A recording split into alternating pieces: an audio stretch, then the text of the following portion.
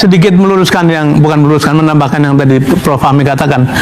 Ada tiga kejadian yang harus kita simpulkan memang pimpinan tertinggi waktu itu tidak niat. Tidak niat. Nomor satu, ketika audit hampir selesai, saya dipanggil di dalam ruangan, sudah ada 2 menteri yang lain. Saya diperingati, apakah audit akan diteruskan atau tidak. Saya mengatakan, Pak Presiden, Bapak sudah janji mau menghapus mafia. Jadi 2 menteri yang lain memberi peringatan, jangan terlalu keras sama mafia, nanti memukul balik. Saya ngotot dengan mengatakan, Bapak sudah janji, dan audit sudah mau selesai. Itu satu. Yang kedua, Kenapa? seorang menteri bercerita bahwa dipanggil oleh Pak Luhut Panjaitan. Kemudian di sana sudah ada Novanto dan diminta untuk menghentikan audit itu. Itu pasti ada persekongkolan tingkat tinggi gitu. Nah, yang ketiga, ketika audit sudah selesai, kan ada peristiwa, satunya Papa minta saham, satu lagi mau melaporkan ke KPK kan. Saya ditelepon oleh Presiden supaya menerima utusan dari beliau, namanya Teten Mas Duki. Nah, Teten menemui saya jam 9:30 malam, mengatakan yang laporan ke KPK ditunda dulu. Yang diurus sekarang adalah ke MKD. Jadi memang ada tahapan-tahapan yang nyata-nyata menghalangi proses itu. Sekarang adalah menjadi pertaruhan besar bagi pemimpin baru. Kalau betul-betul mau menyelesaikan ini, selesaikan. Dan jalannya banyak, apalagi sudah disiapkan segala macam oleh kejaksaan. Bring me to my knees. Ya, Pak Jokowi nggak mau tahu, nggak mau dengar saya dan Pak Jonan. Kan Pak Jonan dipecat, saya dipanggil ke istana dan saya sudah jelaskan bahwa ini mahal sekali, tidak bisa dibayar. Tapi Pak Jokowi ngotot bisa, karena saya tanya, ini ide siapa sih Pak? Ide saya. Nah, sudah. Jadi ya apa yang sekarang terjadi sudah saya ingatkan, clear di sana juga Pak Jonan sudah bicara sebelum dipecat. Nah, jadi maksud saya ini kan dulunya itu kan Jepang pakai loan, ya kan, bunga 0,01%, ketika dinaikkan 0,5 saja, 1,5 sudah teriak semua karena tidak bisa kita bayar waktu itu. Nah, itu yang membuat analisnya itu dari UGM sama dari UI. Nah, kemudian tiba-tiba diambil Pak Jokowi dikasih ke Cina, yang bantu itu dari PB. Bunganya langsung berubah, hitung-hitungan keuangannya berubah. Tambah saya sudah bilang, ya sudahlah, sudah dibangun, mau dibangun niat Presiden begitu ya ditanggung saja. Dan terakhir ketika konsorsium BUMN itu Wika ketuanya, tapi kemudian Wika angkat bendera putih sehingga diserahkan pada kereta api. Waktu itu saya tanyakan lagi kepada beberapa pihak, ini uang dari mana? Kalau uang kereta api tidak akan bisa membayar. Dan dia bilang, oh enggak, ini nanti uangnya lewat dari pemerintah. Nah, saya nggak tahu dari pemerintah maksudnya PBN atau apa. Ya sudah, jadi kereta api hanya cash saja Pak, kasir saja. Tapi ternyata kan tidak. Tahun lalu pendapatan dari PTBA 6 triliun sudah diambil. Nah, nanti terus bagaimana? Nah, sekarang kalau keributan begini, ya saya setuju dengan Menteri Keuangan, yaitu urusannya Danantara, karena sudah diambil alih kan, kereta api ada di bawah Danantara. Nah, jadi saya juga sudah ingatkan bahwa ketika Sri Lanka tidak bisa bayar utang pelabuhannya diambil dan jadi pangkalan militer Cina di sana. Nah, kalau ini nanti tidak bisa bayar, apa Cina mau ambil? Enggak, mungkin Cina akan saya minta pelabuhan di Natuna misalnya. Apa kita mau kepikiran? Dan ini hal-hal yang sudah saya ingatkan, lalu kejadian. Terus gimana? Hari ini kan banyak pernyataan saya di YouTube, di mana muncul lagi. Itu sudah lama, dari 5 tahun yang lalu. Jadi ya, enjoy saja. Saya bilang, bertanggung jawab Presiden kok. Mungkin masih ada sekarang Pak Luhut, coba tanya aja. Bayangkan, laporan PPATK tahun 2024 itu ada uang korupsi beredar 984 triliun, bukan 900 miliar ya. 1 tahun kekuasaan era Jokowi di periode terakhir, 1 tahun ada 984 triliun uang korupsi beredar. Itu bayangkan, betapa rusaknya Republik ini. Artinya hampir 30% dari APBN. Lo tahu siapa yang menggagalkan 3 periode? Namanya Megawati Soekarno Putri. Ketika Pak Jokowi menghadap kepada Bu Mega meminta restu untuk 3 periode, apa yang beliau bilang? Hati-hati Jok, ini melanggar konstitusi. rakyat akan melawan dengan sendirinya. Saya bukan fansnya Bu Mega. Saya orang yang dari dulu sering mengkritik Bu Mega, Mbak Puan, bahkan PDI Perjuangan. Tetapi pada situasinya saya mengerti bahwa benteng terakhir pada masa itu hanya Ibu Megawati. Kalau nggak ada Bu Megawati lolos setiap 3 periode. Disitulah muncul, sebenarnya bukan muncul, mungkin ya nafsu itu sudah ada sejak awal. Ketika orang sudah diberikan kursi yang nikmat, ya kan, itu muncullah nafsu-nafsu manusiawi untuk terus menjabat. Ya, kalau Lukman mungkin belum pernah merasakan bagaimana rasanya menjadi seorang presiden ya, atau nggak usahlah presiden lah, lu jadi komisaris di sebuah perusahaan ya. Ya, semua kenikmatan lu dapat, gaji lu dapat, fasilitas lu dapat, segala macam di mana-mana dihormati orang, dipuji-puji orang. Terus kemudian mengerti, paham bahwa tahun depan lu harus mundur dan digantikan oleh orang. Apa yang terjadi? Post power syndrome. Rasa takut untuk kehilangan kekuasaan, rasa takut kehilangan manisnya kekuasaan. Ini sesuatu yang sifatnya manusiawi banget sebenarnya. Hanya orang-orang tertentu yang bisa menguasai diri supaya tidak masuk ke wilayah ini. Dan Pak Jokowi yang saya kira pada waktu itu sudah selesai dengan dirinya sendiri, ternyata belum, jauh daripada itu. Mulailah kebencian terhadap Bu Mega digaungkan dengan kata-kata mak banteng dan segala macam, bahwa Jokowi itu adalah boneka partai dan segala macam. Itu udah digaungkan di situ sesudah 3 periode itu ditolak oleh Bu Megawati. Saya ingat, dan ingat dibangunnya KIB pada waktu itu, Koalisi Indonesia Bersatu. Pak Jokowi mempromosikan siapa? Ganjar Pranowo, rambut putih, ingat nggak? Ya kan? Saya ingat banget pada waktu itu, saya pikir itulah sinyal. Ternyata saya baru mengerti di belakangan, itu adalah sebuah cara untuk menarik seorang Ganjar Pranowo dari PDI Perjuangan dan menempatkannya sebagai calon presiden di Koalisi Indonesia Bersatu. Tujuannya apa? Menghancurkan yang namanya Megawati Soekarno Putri dengan partainya PDI Perjuangan.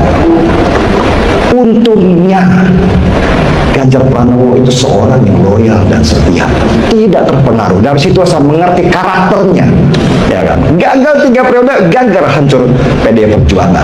Ini sebenarnya adalah kepanikan yang dilakukan oleh seorang Pak Jokowi ketika dia tidak berhasil menuju apa yang dia inginkan. Makanya keluar kata-katanya Andi Wijayanto pada waktu itu, yang sekarang lagi viral, ya kan. Kalau bisa mengalahkan saya sekarang ini, Anda hebat. Kita akan tunjukkan kehebatan itu di hadapan seorang Joko Widodo. Pembukaan sebuah klaim yang mengguncang. Selamat datang pendengar sekalian, kembali bersama kami dalam pembahasan mendalam yang akan mengulas satu topik paling kontroversial dan menyita perhatian publik belakangan ini. Topik kita kali ini sangat berat, menyentuh isu kepercayaan, integritas, dan nama baik seorang pemimpin negara kita. Berita dan klaim yang beredar menyebutkan ada penilaian internasional yang menempatkan salah satu presiden Indonesia, yaitu Bapak Joko Widodo, sebagai presiden ke-7 paling korup di dunia. Klaim ini langsung meledak menjadi perbincangan panas. Di satu sisi, banyak pihak yang meyakini dan menguatkan penilaian tersebut, menyebutnya sebagai bukti nyata manajemen pemerintahan yang penuh ketidakberesan. Namun di sisi lain, penolakan keras dan pembelaan kuat juga muncul, menyebut penilaian itu tidak berdasar, berbau politik, dan tidak sah secara metodologi. Selama kurang lebih 14 menit ke depan, kita akan bedah tuntas dari mana asal penilaian ini, apa dasar dan ukuran yang digunakan, apa saja tuduhan dan dugaan korupsi yang dikaitkan dengan masa pemerintahan beliau, bagaimana tanggapan pemerintah, para ahli, dan masyarakat, serta sejauh mana kebenaran dan dampak dari klaim besar ini bagi nama baik bangsa Indonesia. Jam 1:10 menit, jam 2:45 menit. Asal mula klaim, dari mana datangnya penilaian ini? Pertama-tama harus sumbernya. Kabar yang menyebut Jokowi menempati urutan ke-7 sebagai pemimpin paling korup di dunia ini bermula dari sebuah laporan atau penilaian yang bebas di media sosial, media asing, dan situs-situs pengamat internasional. Penilaian ini dikaitkan dengan memantau anti korupsi internasional, namun seringkali sumber persisnya diperdebatkan. Pihak yang menyebarkan dan meyakini berita ini merujuk pada data yang mengukur tingkat transparansi, pengelolaan keuangan negara, serta kasus besar yang terjadi selama masa jabatan. Dalam daftar, nama Jokowi disebutkan bersanding dengan nama-nama pemimpin negara lain yang memang sudah lama dikenal bermasalah dengan hukum dan kasus korupsi besar-besaran di negaranya. Penting untuk dicatat sejak awal, lembaga pemantau korupsi paling terkenal dan resmi dunia seperti Transparency International tidak pernah secara resmi merilis daftar peringkat presiden paling korup di dunia. Lembaga tersebut biasanya mengeluarkan indeks persepsi korupsi yang mengukur kondisi korupsi suatu negara, bukan menilai secara pribadi para pemimpin. Ini di titik awal perdebatan, apakah penilaian ketujuh ini hasil riset serius atau sekedar opini, survei tidak resmi, atau bahkan rekayasa informasi. Meskipun sumbernya diperdebatkan, klaim ini kenyataan harus kita sangat besar. Jam 2:45, jam 5:00 penilaian. Apa saja yang dijadikan ukuran? Mengapa nilai korup? Apa saja yang dilihat oleh pihak-pihak yang memberikan penilaian tersebut? Berdasarkan argumen dan tuduhan yang beredar, serta dijadikan dasar penilaian, setidaknya ada 5 poin besar yang sering dikemukakan sebagai alasan kenapa Jokowi masuk dalam daftar tersebut. Poin pertama, meluasnya kasus korupsi di berbagai sektor. Kritikus menyoroti bahwa selama masa pemerintahan Jokowi, kasus korupsi justru semakin banyak terungkap dan nilainya sangat fantastis. Mulai dari kasus pengadaan bantuan sosial, korupsi di kementerian, dana desa, hingga kasus di lembaga negara. Pihak penilai berargumen, jika di bawah kepemimpinan Anda korupsi merajalela dan melibatkan pejabat tinggi, maka pemimpin puncak harus bertanggung jawab. Ada anggapan bahwa korupsi tidak bisa besar dan masif jika tidak ada perlindungan dari atas. Poin kedua, dugaan nepotisme dan dinasti politik. Ini adalah isu yang paling panas. Penilai menyoroti bagaimana anak-anak, menantu, dan kerabat dekat presiden tiba-tiba terjun ke dunia politik dan menduduki jabatan strategis atau mendapatkan kekuasaan besar dalam waktu singkat. Bagi banyak pengamat, ini adalah bentuk penyalahgunaan wewenang dan kekuasaan untuk kepentingan keluarga yang merupakan salah satu indikator utama perilaku koruptif dalam definisi internasional. Poin ketiga, kurangnya transparansi keuangan negara. Ada tuduhan bahwa pengelolaan uang negara, terutama untuk proyek-proyek strategis besar, pembangunan infrastruktur, hingga pengelolaan utang negara, tidak cukup transparan. Anggaran triliunan rupiah dikucurkan, namun hasilnya seringkali dipertanyakan, dan mekanisme pengawasan dinilai lemah. Ini dianggap sebagai celah yang sengaja dibuat untuk memudahkan praktik korupsi. Poin keempat, intervensi terhadap penegak hukum. Pihak yang menilai korup seringkali mengaitkan dengan dugaan campur tangan dalam proses hukum. Banyak kasus besar yang dianggap berhenti di tengah jalan, atau pelakunya mendapatkan perlakuan istimewa. Ada anggapan bahwa penegak hukum seperti kepolisian, kejaksaan, maupun KPK menjadi tidak independen dan tunduk pada kekuasaan politik, sehingga korupsi tidak bisa diberantas sampai ke akarnya. Poin kelima, masalah dokumen dan legalitas. Yang tidak kalah penting, polemik ijazah dan dokumen pendidikan yang sudah sering kita bahas sebelumnya juga masuk dalam penilaian. Bagi pandangan internasional, seorang pemimpin yang diduga memiliki dokumen bermasalah di awal sulit dipercaya integritasnya dalam mengelola uang rakyat. Kelima poin inilah yang disusun menjadi argumen utama di balik klaim presiden ketujuh paling korup di dunia tersebut. Jam 5:20, jam 7:45, bantahan keras, penilaian salah, tidak berdasar, dan politik. Tentu saja, penilaian seberat ini memicu reaksi balik yang sangat keras, baik dari pihak pemerintah, pendukung, hingga para ahli yang menilai penilaian itu keliru. Mari kita dengarkan sisi lain dari perdebatan ini. Pembela Jokowi menegaskan, penilaian ini tidak sah, tidak akurat, dan bermotif politik. Mereka menyoroti fakta bahwa tidak ada lembaga resmi dunia yang merilis daftar ini secara metodologis dan terbuka. Penilaian ini dianggap hanya kumpulan opini negatif dari pihak yang tidak suka, yang kemudian dibesar-besarkan. Mengenai poin-poin tuduhan, mereka memberikan penjelasan. Pertama, soal banyaknya kasus korupsi yang terungkap, pihak pembela justru melihatnya sebagai prestasi. Menurut mereka, banyaknya kasus yang diusut dan ditangkap justru bukti bahwa pemerintah serius memberantas korupsi, bukan bukti bahwa pemerintah korup.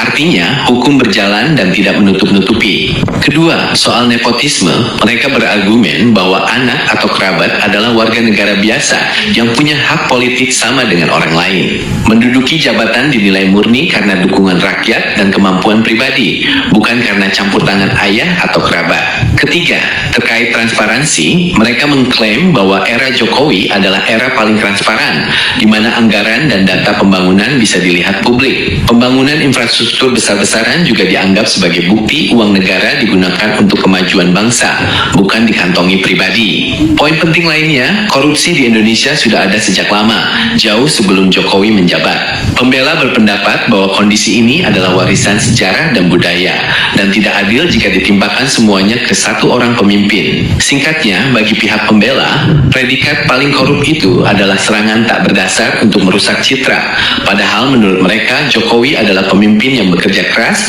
bersih, dan berintegritas. Jam 7:45, jam 10:10.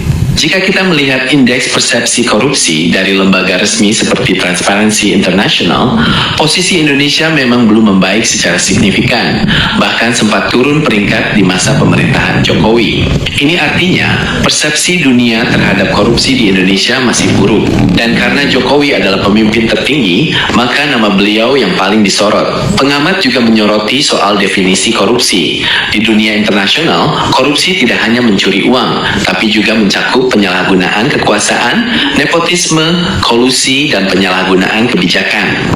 Dalam konteks ini, banyak kebijakan besar pemerintahan Jokowi seperti perubahan undang-undang, relokasi ibu kota, hingga proyek strategis sering dikritik karena dianggap menguntungkan kelompok tertentu dan minim partisipasi publik. Hal-hal inilah yang masuk dalam kategori praktik koruptif dalam pandangan banyak pengamat internasional.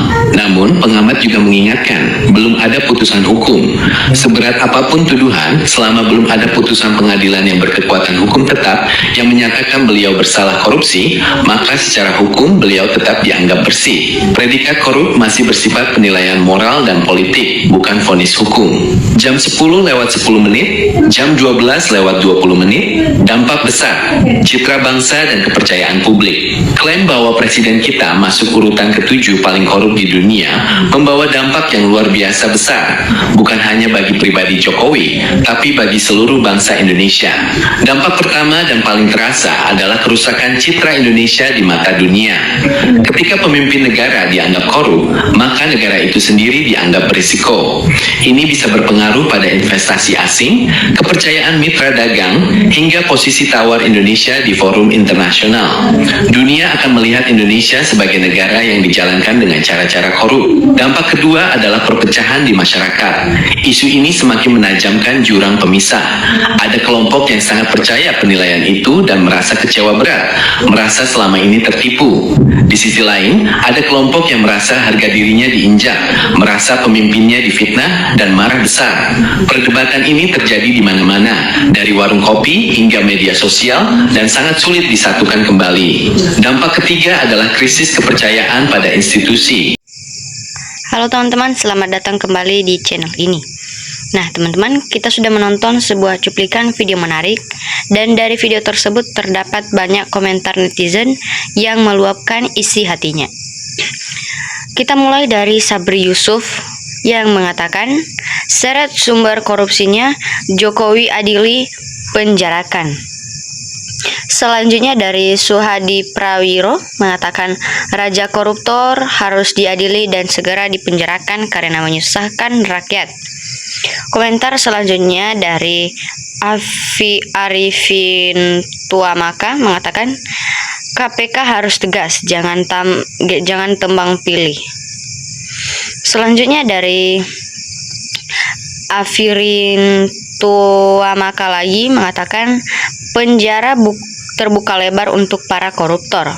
Selanjutnya dari Abah Sinsar mengatakan, kalau Presiden Madi Prabowo insoble Jokowi dihukum, yang ada hidup Jokowi.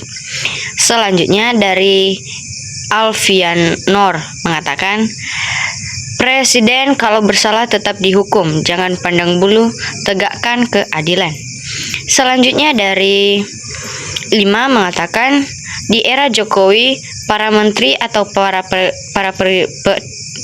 para pejabat yang tahu tindak korupsi kejahatan di pihak pemerintah dan tidak mau gabung pasti dipecat. Lenyapkan orang baik dan krisis orang baik di Nusantara. Allahu Akbar. Selanjutnya dari Bapak Babe mengatakan, betul KPK harus tegas, tegak lurus jangan belok. Selanjutnya dari Muheni Tony mengatakan, dengarkan para termol akibat orang seakan rasakan yang dibuat sendiri. Selanjutnya dari Nur Hayati mengatakan, hukum gantung Jokowi, adili Jokowi, sita uang yang dicuri Jokowi untuk bayar hutang demi menyelamatkan negara dan masyarakat Indonesia. Selanjutnya dari Rizka mengatakan, Assalamualaikum, adili Jokowi, hukum dan miskinkan, cepat makzulkan Gibran. Selanjutnya dari Maliki Malik mengatakan, itu memang jelas-jelas rencana Jokowi dan Cina, karena Jokowi kalau Indonesia nggak mungkin bisa bayar hutang beberapa infrastruktur yang dibangun di Cina, dan ini terjadi rencana licik. Selanjutnya dari Sumarno mengatakan, untuk membersihkan korupsi harus diselesaikan dengan tuntas. Kalau tersangka hanya dimasukkan dalam sel penjara, itu tidak akan bisa menjadi, karena koruptor masih bisa gerilya dari dalam penjara melalui orang dekatnya. Komentar selanjutnya dari Hesu Hendi mengatakan, Presiden wajib bertanggung jawab atas segala tindakannya. 1 tahun sekali di depan sidang DPR dan 5 tahun sekali pada akhir masa jabatannya, 5 tahun sekali di depan sidang MPR. Presiden Indonesia periode bebas tanggung jawab. Komentar selanjutnya dari Nur Hayati lagi mengatakan, sita hasil curian uang negara untuk bayar hutang. Jangan takut Pak Joko Widodo, mantan presiden, serakah, ingat siapapun orang ya jangan dicontoh tak baik. Selanjutnya dari Siliwati Tabib mengatakan, kalau KPK nggak bisa tangani Jokowi, mending nggak usah ada KPK. Buang-buang duit aja kan, kalau ada gunanya tunjukkan pada rakyat buat rakyat percaya kalau ada KPK. Komentar selanjutnya dari Sumarno mengatakan, waktu itu semua sudah diselaraskan oleh pejabat lama, kalau sekarang ditermolkan ada penyimpangan, ya pemimpin baru yang harus menyelesaikan masalah ini. Selanjutnya dari Didik mengatakan, siapapun pemimpin negara yang jadi pelindung kejahatan, kebobrokan mereka adalah bagian dari kejahatan tersebut alias termul. Selanjutnya dari Asep Duriyat mengatakan, saya rakyat, kalau di negara ini ada presiden, ada pemerintahan, ada pula TNI dan Polri, dan Kejaksaan Agung atau kehakiman. Siapa yang melanggar hukum, siapapun hukum harus ditegakkan di muka bumi ini demi keadilan. Tidak ada alasan, jangan tebang pilih. Yang namanya korupsi itu musuh negara, musuh rakyat. Selanjutnya dari Arifin Tuamaka mengatakan, Jokowi harus bertanggung jawab dengan hutang banyak. Selanjutnya dari Supardi mengatakan, Jokowi tidak bisa dihukum kalau presidennya masih Prabowo. Komentar selanjutnya dari Arifin Tuamaka mengatakan, ia harus tegakkan hukum, jangan tembang pilih, jangan hukum tajam ke bawah tumpul ke atas. Selanjutnya dari Pak Raihan mengatakan, Masya Allah, semoga Allah memberikan petunjuk kepada Pak Jokowi ya, korupsi uang NKRI.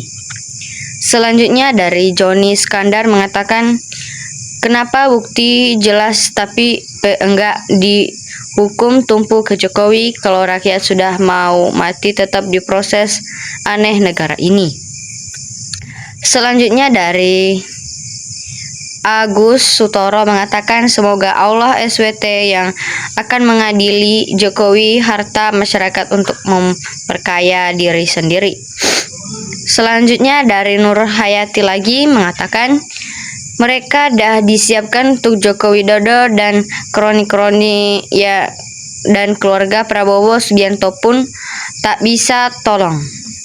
Selanjutnya dari Mara Hayati mengatakan udah saatnya Pak Jokowi diadili karena kejahatannya udah menggunung.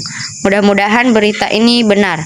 Semoga secepatnya hasil korupsi yang sangat besar disita untuk bayar utang negara.